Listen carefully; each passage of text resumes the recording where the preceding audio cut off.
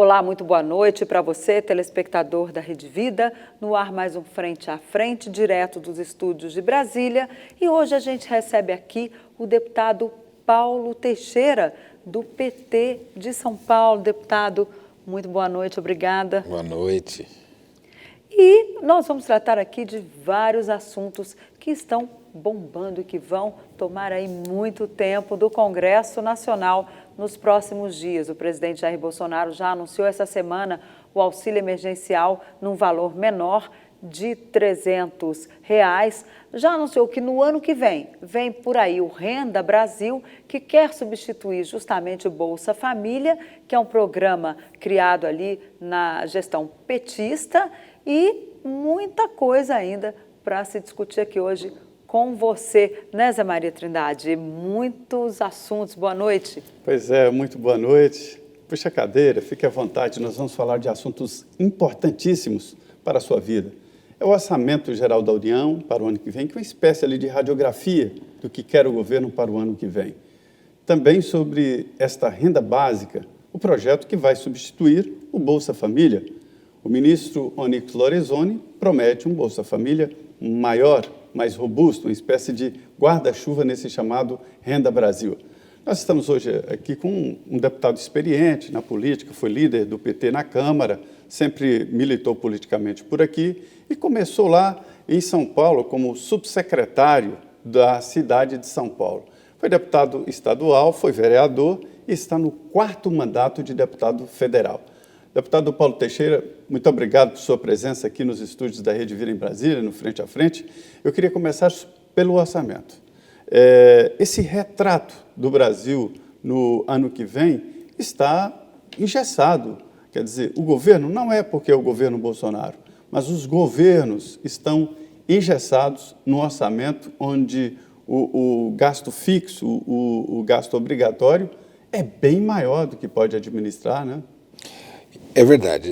Boa noite, eu que agradeço o convite para participar aqui com vocês, né? Evidentemente, o cenário econômico do mundo, mas também do Brasil, não é bom, né? A pandemia diminuiu o PIB do mundo inteiro, aqui também influenciou. Vejo também que o governo errou no manejo da economia e nós temos uma queda do PIB de 9,3%. Ao mesmo tempo, você tem um problema grave no Brasil, que é essa lei do teto. Por que essa lei do teto? Essa lei do teto é como se dissesse para uma pessoa, dizer o seguinte: ó, você precisa emagrecer, e eu vou te botar uma camisa como se você tivesse 10 quilos menor.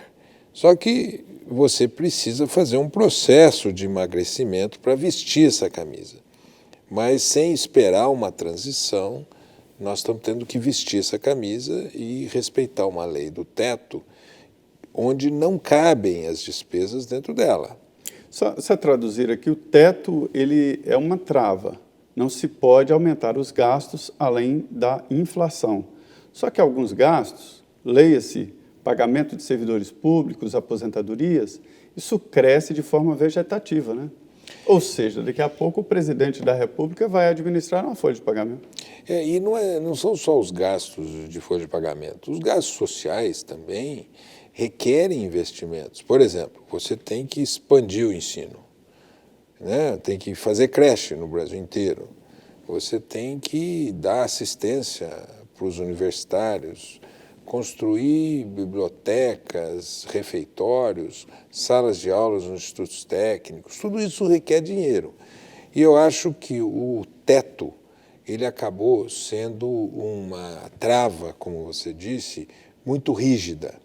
Nós temos que rediscutir a qualidade dos gastos públicos. E, na minha opinião, o gasto público mais perverso que nós temos no Brasil é o pagamento de dívida. Esse é o gasto público como se você jogasse o dinheiro quase fora. 2 trilhões. Né? E nós precisávamos rever certos gastos para continuar as políticas sociais, né? Agora, deputado, essa discussão hoje sobre prioridade de gastos, como é que o gasto público deve ser feito, ela só passou a ser mais contundente e visível com o teto de gastos, porque antes era aquele negócio, vamos gastar aqui, depois a gente dá um jeito e tal. O teto veio justamente para mostrar que, olha, tem limite, não dá para ficar aumentando a carga tributária, aumentando imposto para as pessoas, para o trabalhador comum, enquanto fica aí esse negócio de gasto, em cima de gasto, e a coisa não se resolve.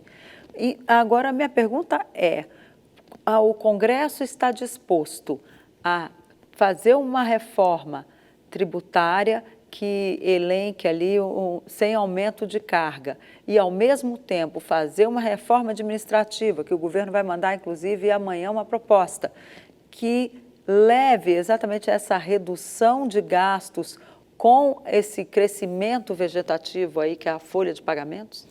Pois é, os gastos no Brasil, se você fizer um diagnóstico dos gastos, os gastos públicos que nós temos com educação, com saúde, com habitação, os gastos mesmo com funcionalismo, e aí no funcionalismo eu quero discutir um outro tema, que é o tema do teto. Tem muita gente extrapolando o teto. Nós tínhamos que mexer aqui. Se você notar esses gastos, né, não são gastos exacerbados. Em segundo lugar, a carga tributária no Brasil, qual o problema da carga tributária no Brasil?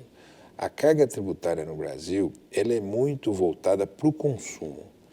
E como ela é muito voltada para o consumo, você tributa muito os mais pobres. Metade da carga tributária no Brasil é no consumo, enquanto nos Estados Unidos é 20% da carga tributária no consumo. Aqui é metade. E a carga tributária faz com que o pedreiro, quando ele compra o óleo, ele paga o mesmo imposto que o banqueiro quando compra o mesmo óleo. Então, o que nós tínhamos que fazer? Você pode ter a mesma carga tributária, mas você tem que desonerar o consumo e onerar a renda e o patrimônio. Porque nós somos uma das sociedades mais desiguais do mundo. Mas até o momento a reforma tributária não está indo nesse caminho, né? Pois é, ela está indo em dois outros caminhos. Um que eu acho necessário. Eu sou daqueles que defende esse caminho da simplificação. A emenda constitucional 45 cria um imposto chamado IBS, e esse imposto vai facilitar a vida de todo mundo e, ao mesmo tempo, vai compensar aqueles que perderam. Então, essa simplificação está correta, mas não é suficiente. O que precisa, e aí não se tem notícia ainda, mas é necessário, por exemplo, criar um imposto sobre lucros e dividendos. Existem 2 países no mundo que não tributam lucros e dividendos. Um deles é o Brasil. Todos os outros países do mundo tributam lucros e dividendos. Você teria que fazer uma mudança na tabela de imposto de renda. Desonerar aquelas rendas menores e criar alíquotas maiores para quem tem salários acima de 27, 30 mil reais. É chamado superalíquota. Esse debate é bem antigo. Em todas as reformas tributárias ele aparece. E a transferência da incidência de impostos ali para tirar do consumo. O consumo que o deputado está dizendo é o seguinte, não pense você que não paga imposto, não, porque paga. Quando você vai no supermercado, na farmácia, você está pagando imposto quando compra, né? E é um imposto perverso porque ele é igual. Sendo igual, ele desequilibra, quer dizer, o pobre paga o mesmo imposto do rico. Mas aqui não tem essa tradição. E o PT, que ficou no governo muito tempo, não quis fazer essa mudança porque, sabe, deputado, não dá para arrecadar a mesma quantia transferindo aí para renda e para lucro. Dá. Deixa eu te falar... Não dá para fazer essa troca. Deixa eu te falar 2 coisas sobre o PT. A primeira coisa é, se você desonera o consumo, você tem uma carga tributária sobre o consumo de 50% e você diminui para 20%, o que vai acontecer? Esse trabalhador, ele vai pegar aqueles outros 30% e vai consumir mais. Isso vai gerar mais movimento econômico, mais emprego, mais tributos. Então, você aumenta a carga tributária por aí. Em segundo lugar, você tributa aquele capital parado, aquele capital que está sem circulação, aquele capital que está só especulando. Então, o que você tem que fazer é diminuir o tributo sobre o consumo. E sobre a superalíquota? Segundo, sobre a questão da renda, o que acontece no Brasil? Você tem 6 brasileiros que têm a mesma renda de 100 milhões de brasileiros, metade da população brasileira.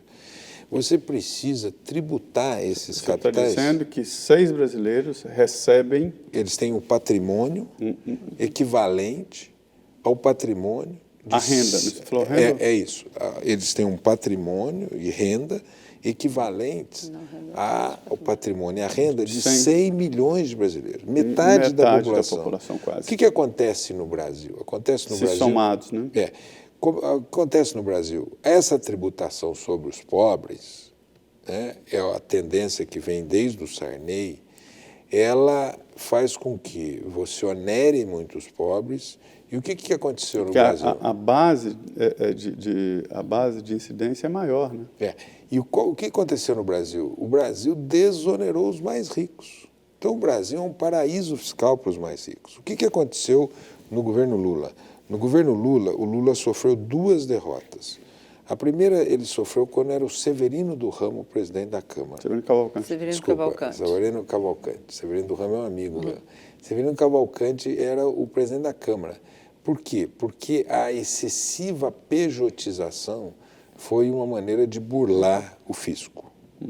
E o Lula tentou corrigir e foi derrotado. A segunda coisa, ele mandou uma reforma tributária e quem era o relator era um deputado de Goiás que tinha, inclusive, uma fábrica de bolacha. Né? Sandro Mabel. Sandro Mabel. E ele derrotou a proposta que o Lula mandou. Enfim, a derrota não foi do governo, foi no parlamento que essas propostas foram derrotadas. Agora, o que a gente tem que fazer? Nós temos que insistir.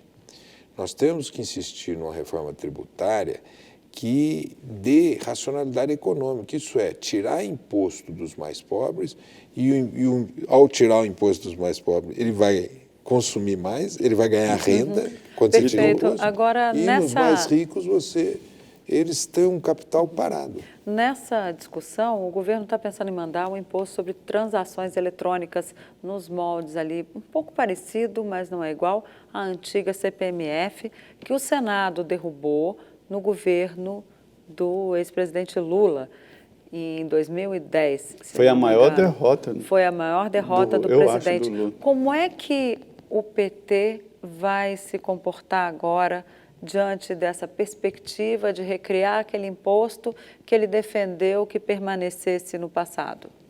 Então, Denise, lá no passado, era 2010, você lembrou bem, quem derrotou Lula foi inicialmente o Eduardo Cunha, ele era o relator na CCJ, eu era membro da CCJ. Não, ela passou na Câmara, ela foi derrotada. Mas por que ele derrotou inicialmente? Porque ele sentou em cima e ficou quase 60 dias para analisar.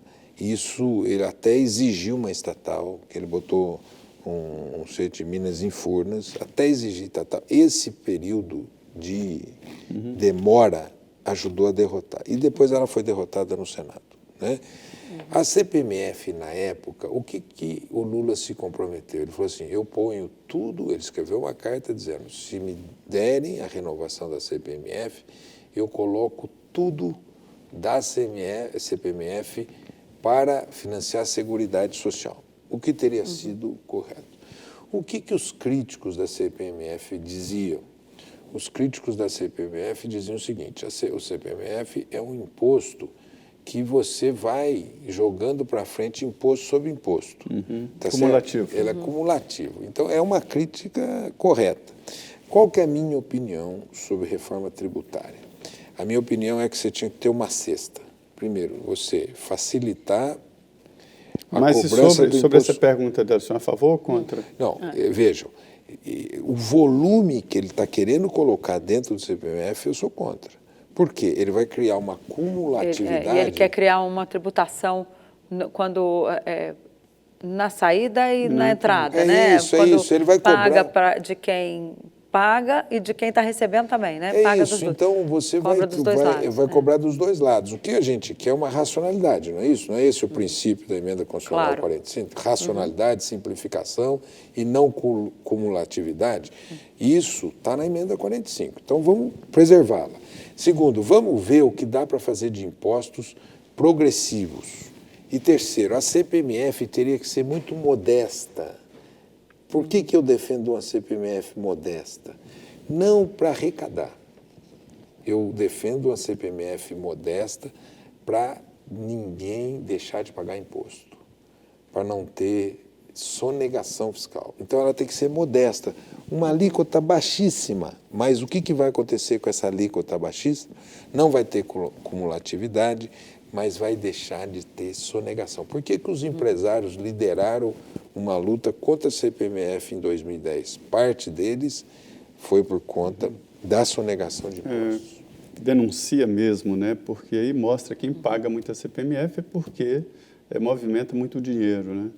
Nós estamos aqui no Frente a Frente hoje com o deputado Paulo Teixeira falando exatamente de política, né? Política, você sabe, define a sua vida, a sua escola, a escola dos seus filhos, daí a importância de falar. Nós vamos continuar aqui, mas agora nós vamos ao intervalo 2 minutos e já estaremos aqui de volta.